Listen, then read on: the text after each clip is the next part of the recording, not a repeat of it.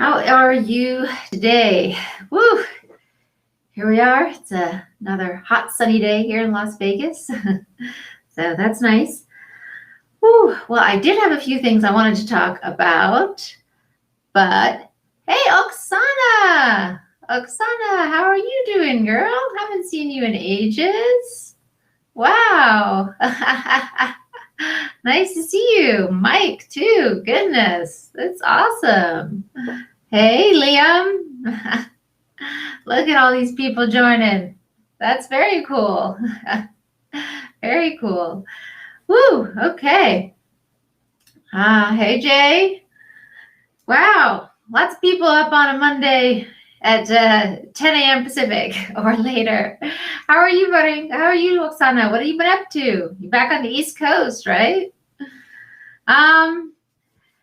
Well, I actually had some stuff I wanted to talk about today, but then, hi, Elena. Wow, everybody's on today. Goodness. What's up with this? And here I showed up and I was like, man, I am too tired to get on here and do all this because I was up in the middle of the night last night. But I'm glad I'm here to see everybody. Keeping your promise. I'm good.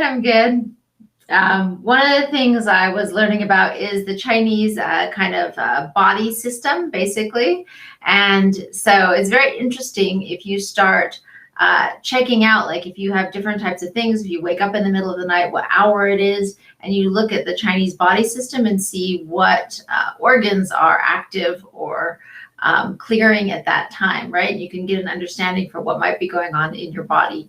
So I've been learning a bit about that, and it is, but the waking up in the middle of the night is not that happy for me right now, but we'll see. Hopefully this passes soon. But I'm glad to be here with everybody. Thank you, Jay. How are you? Good to see you. So yesterday, I did a late video, but I talked about the comparison of the property rights principles to the 10 Commandments. Mike says, I use that with my crystal fusion light therapy. Good. Yes. Yeah. You can see which organs are cycling at what time of day, and then kind of see if you have different symptoms that come up at that time of day that might be connected to them. So that's part of what it is about. And so I talked a bit about that. There's the next one I wanted to talk about and go into more detail on was about love, but I wasn't sure if I had the energy to do that today or not. But there is something I wanted to go through, because I don't know if you guys have seen, I did one about love being the gift, right? And love being outside of our, outside of the words of contract or obligation, right? So it's very interesting that I found a lot of confirmation for that. And so I'll share that with you maybe tomorrow, we'll see. But today I just wanted to come on and see if you guys have any questions. Hi, Danae, how are you? And to chat with you a bit about that. One of the things I was looking at the other day, which is interesting, a friend of mine was expressing it to me, and he said that women are the law, and that women are ones who are better suited because we see more of the whole picture of what is everybody's needs in the community and can temper that with compassion and mercy, right? So, but understanding all the linkages, right? And so he was talking about how women are the law, or women are the representation of the law, and that men, the role of men, or the male side, right? The feminine and the masculine, the male side is the enforcer. And so you see this a lot in people's households where, right, it's the mother who's the one laying down the law. Time to do your dishes, clean your room, do whatever it is, right? And then the male is the enforcer, right? If they don't do it, then they go call dad and say, hey, make Junior clean his room. right? So it's interesting to see that what he was talking about played out. And I began to realize, thank you for the hearts. Hey, Francisco. I began to realize just how important that concept is, right? Because when you look at even today, right now today, there are more women in law school than men, and that has been that way for quite a few years. Women do have naturally a very good mind for the law because they're able to balance and connect many different types of information and weight. Mike says, I do think more women in government leads to more laws and a nanny state. I don't know if that's true necessarily, but I do think that women, if they are holding with the right principles, can express it in a very good way, right? They're able to express it and to say, okay, this is where we need to be. So and if you look at like all the images, right? Justice, right? She's feminine, holding the scales, blindfolded.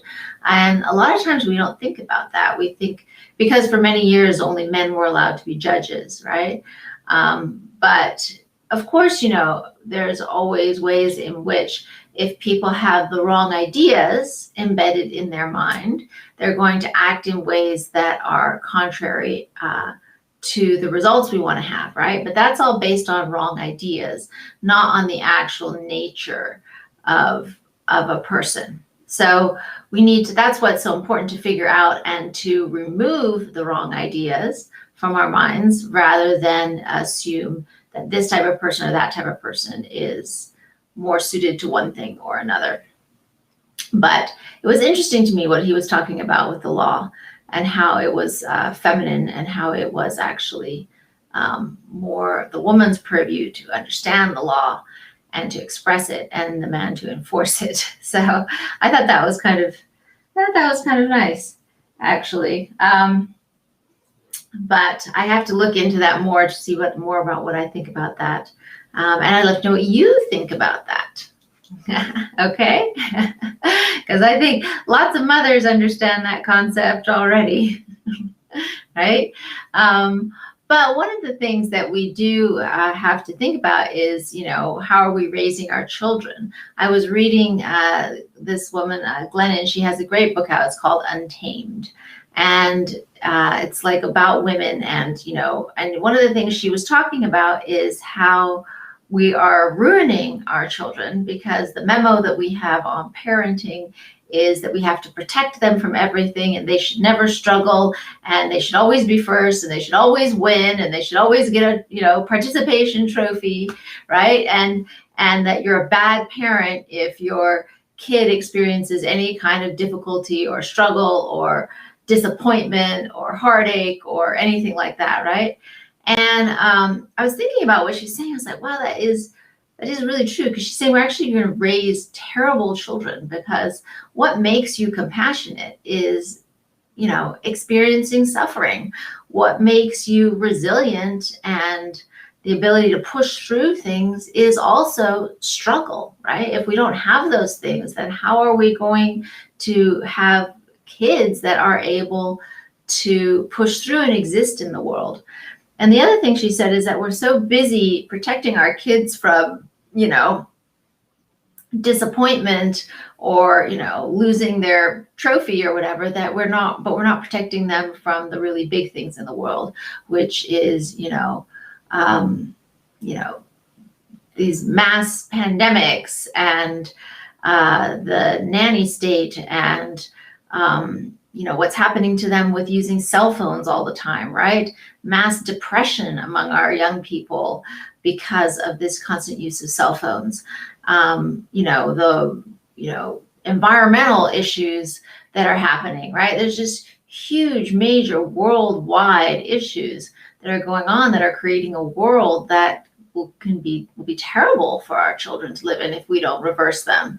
And yet we're so worried about, whether somebody said something mean to them at school or something, right? Instead of focusing on how do we prepare our kids, right? One of the things she was saying is we're trying to get them a participation trophy and they're doing active shooter drills at school, right? So that's just, it's kind of crazy, the world that we are in, and that we're not fighting the big things. We're not really taking on these big issues.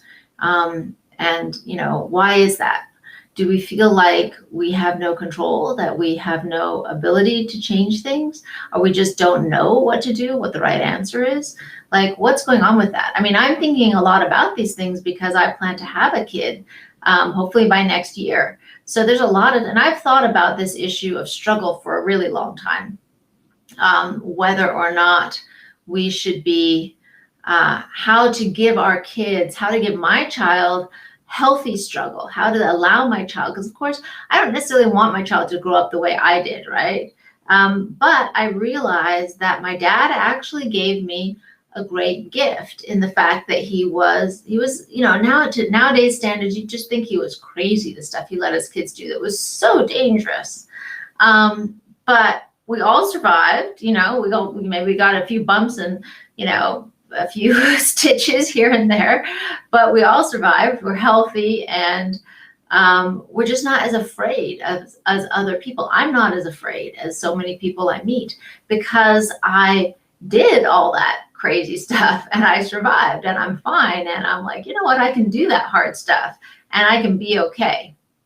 So, how many people, I guess, from a little older generation that grew up with that and weren't so protected, and it wasn't this, helicopter hovering parenting, that are actually much stronger as people and able to overcome things and fight things. What are we doing to this younger generation with this tiger mom and helicopter parenting and all this kind of stuff, not allowing them to experience struggle? And so, I mean, for me, I'm like, how do I allow my kids to experience struggle, disappointment, sadness, difficulty, right? But not necessarily have them have to go through everything that I went through as a kid and as a young person, but still allow them to have that in a healthy way. And this is a real question that I ask myself, right? How do we do this correctly, that we give them the opportunity to fight their own battles, to overcome their own issues, to be disappointed, to get over it, right? And maybe it's just an attitude in the way we parent, but maybe not. Like I've literally consciously thought to myself, like, how do I get them to appreciate? Like, because if I'll be able to give my kid, and they'll be able to have nice things in life. They won't be worried about food and struggle and not have a place to live or anything like that. So how do I instill in them gratitude for these things? Jay says, is women important in life? Yes, women are very important in life, right? Women are key to life, actually. So, I thought about myself. I was like, well, maybe I need to take them to, some country to do volunteer work every year. Like take them to different types of really poor countries where they can go and they can live among the people and they can live what it's like to live with an outhouse, and to, help people that don't have everything, and to see that people in that situation are still happy. That's one thing that I learned. Growing up with so little. We barely had toys. We all slept in one room, and we had an outhouse. We didn't really have hardly running water. We, showered with a hose outside when I was a little kid, but we weren't unhappy. We were happy.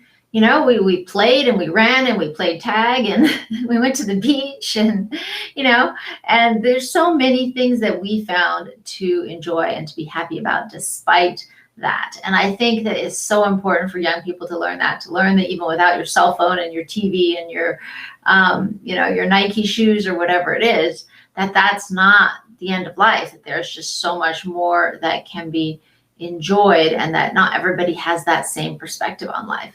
I think that's why it's so important to travel. So I'm hoping that things get a lot more back to normal with traveling soon. I'm glad that things are starting to open up again. And I really miss, traveling and going overseas. So, and just that ability to connect with people in reality and face to face and not just over Zoom. So I'm excited that that's hopefully coming back soon and that they don't do something else to stop that and mess that up. But, just thinking about these things, how do we raise healthy children? How do we not overparent and not protect them from the struggles that they need to survive? It's like the story of the caterpillar, right? How a caterpillar becomes a butterfly. And they talk about the story about this woman saw this caterpillar, the cocoon was there, and the butterfly was like trying to work its way out, and it was like super, super hard, and it was taking hours and hours. And the caterpillar, was now a butterfly, right? I was trying to get its way out of this cocoon, which was really tight. And the person watching felt so bad for them. They thought, well, I'm going to give him a little hand. I'm going to help him. So they took a pair of scissors and they snipped the cocoon so that the butterfly could get out. But what happened? When the butterfly came out, it had these little short stunted wings and it couldn't fly. And so what had happened was the butterfly actually needed the struggle of trying to force its way out of the cocoon in order for all the fluids to flow down, right? To get pushed down into that other part of its body and into the wings to strengthen the wings so that when it came out, it could fly. But because this person had stopped that struggle short and had cut the cocoon, thinking I'm helping the caterpillar, I'm helping it to be free, I'm helping, giving it an easier entry into life. And yet it ended up that the butterfly was deformed and couldn't fly because of that, and spent its days on Earth just, trying to crawl around instead of being able to soar through the sky. So that story, I think, is a warning to us and a blessing, right? So those of us that have struggled, that have had to fight for things, we can know that did help make us stronger. It did allow us to go into the world and to fly and to do more than perhaps other people who didn't struggle.